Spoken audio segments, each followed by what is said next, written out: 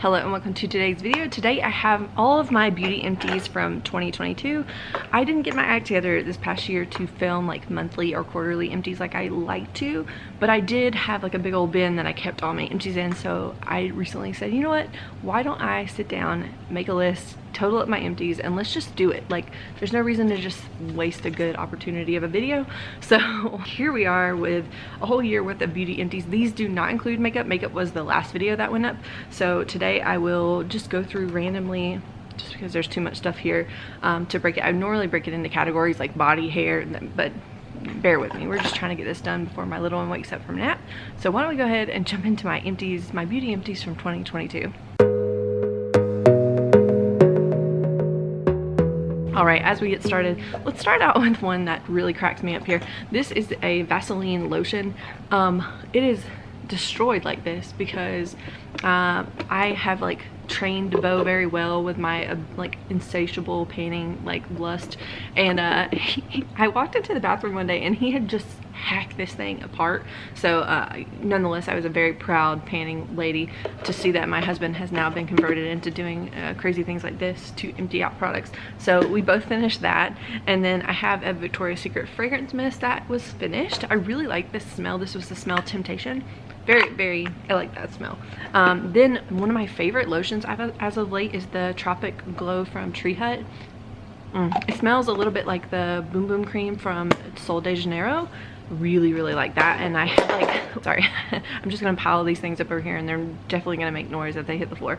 But I have like 4 of those things as backups because when I see them on sale, I just grab 1 or 2 because I love them a lot. Then we have a Clinique Take the Day Off cleansing balm. I went through, like, at first I was like, oh, this is really good. About midway through it, I was like, maybe it's not that much more impressive than like other like cleansing oils.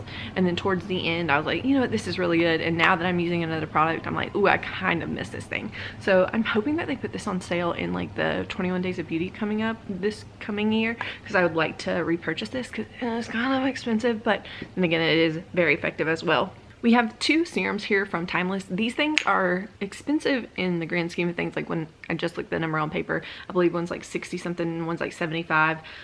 These are both mixtures of antioxidant and peptide serums, and I buy them once every year or so when they do like the half off or 40% off sale around Black Friday or whatever. I buy these then, so they last me like a full year. So the sticker price is a little bit much, but I get them half off and they last a full year. So I really like these 2 things. If you're looking for a good serum, Timeless is nice. I like that it's just simple ingredients right on the label. Highly recommend if you're looking for some good serums to check those out. Then we have a bunch, I think I have like 4 of these Mario Badescu little sprays. Yeah, I think 4 of those. I used to really like, that used to be all I used to like before I put my skincare on, but nowadays I make my own. And right now actually I'm decided to like use up a ColourPop spray that has like hyaluronic acid or something in it. So I much prefer to make my own though. And then I have a La Roche-Posay. It's a moisturizer with 30 SPF in it. I really liked this guy. It was quite like moisturizing. Obviously it's a moisturizer, but also I felt like I didn't struggle with what my current SPF that I'm trying to use up. Definitely leaves a pretty strong white cast, and this wasn't as bad. The only bad thing about this is that it was 30 SPF, and I do live in the desert and I want at least 50 SPF, but it was just nice, especially in the winter. That was my go-to. I think it's one that I would give Bo though, because he hates putting on multiple things, but a good 2-in-1 like that was probably the right move for someone like him. Then we have an Olay Regenerist Night Cream. This is the fragrance-free one that I thought I recently bought, but I actually grabbed a vitamin C one, and I hate the smell of it. But this guy was really nice. I actually am using the container of it in a different, it's a different product because I broke the packaging of a Becca highlighter. But I really like this. The only thing about this thing is it's like 1.7 ounces, and it's, I believe, somewhere between $30 and $40, which is absurd. I really don't think it's a good value, but I did really like it, sadly. So then we have a bunch of these little Curology guys. These are the formula that I was given when I told them that I was pregnant. So it doesn't have what is it, for the retinol, the vitamin A, the tretinoin. It doesn't have tretinoin in it, and I've since stopped it because I don't think there's anything in this that's like actually prescription level. But I one day can't I'm desperate to get back to being able to use tretinoin, but for now, since I'm breastfeeding, I'm not going to use it yet. But I have like 3 or 4 of these. I really like the service, Curology. And then Bliss Triple Oxygen Mask. This is like a mini size. This was a lot of fun to use up. It's like one of those things, like you put it on your skin while it's like wet a little bit, and then it foams up and bubbles up. It felt really good, but I don't honestly think it did that much for my skin, like in terms of cleansing or anything like that. It was just kind of a cool little party trick of sorts in the bathroom.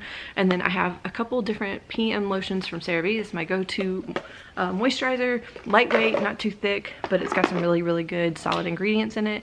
The CeraVe Acne Control Cleanser, my go-to cleanser, especially at night. I'm trying to get away from it, using it in the daytime unless I have breakouts. It's not too harsh, but it's just not necessary. So I really like this one. This is, like I said, my go-to. We have another Olay Night Regenerist Cream. I did use up 2 of these.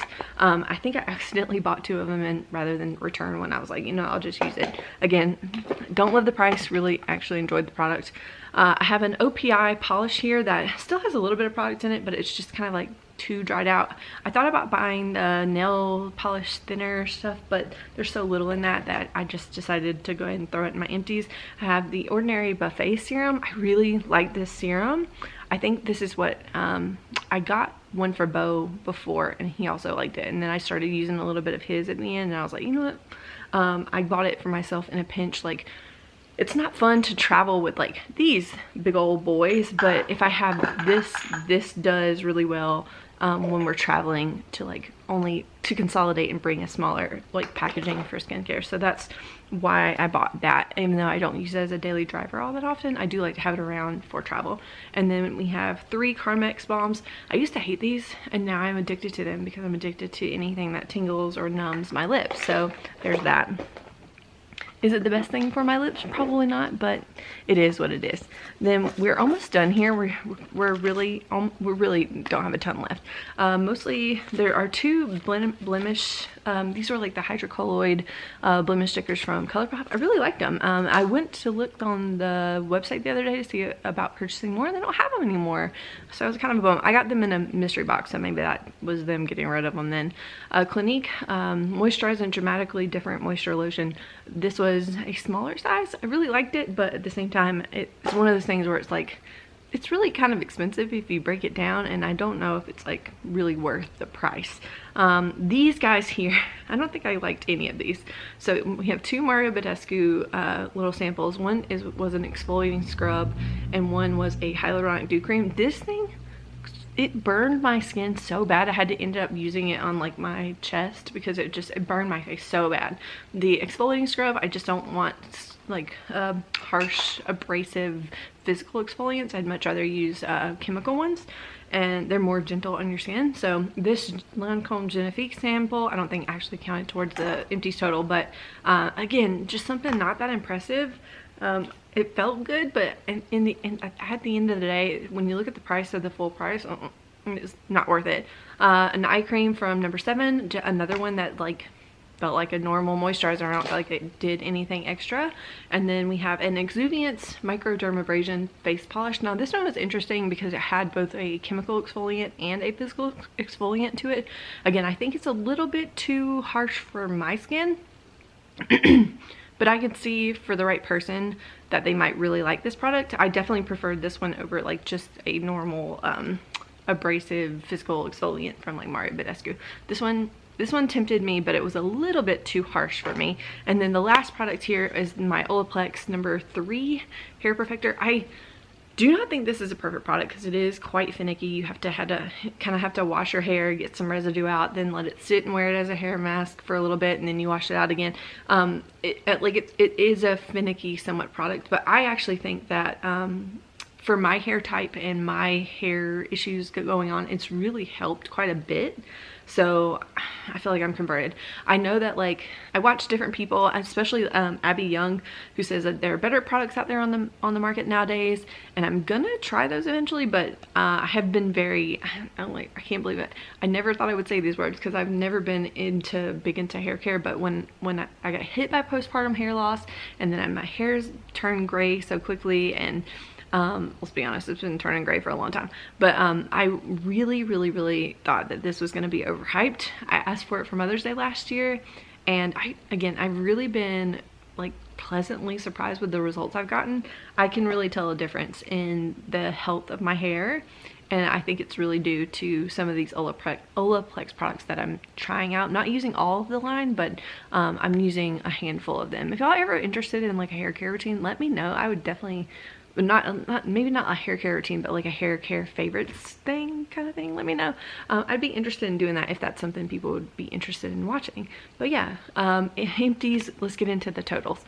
For those beauty products in particular, that was $646 worth of product. Now total, if I were to have combined my makeup into that would have, we did break $1,023. Let's see how it compares to other years. In 2018, that was my first time ever keeping a beauty like makeup and body, hair, all that together. I had 1,178 in 2019. We had 1,062 in 2020, 1,482, and then last year I didn't do one because it was just a hot mess right there at the end, having a newborn baby in that same month. So yeah, not bad. I'm really kind of just proud that I ended up breaking 1,000, but it's exciting again to have this benchmark and see how we do comparatively next year, because I think I'm back on my panning grind. But make sure you say hello in the comments, and I will see you in the next one.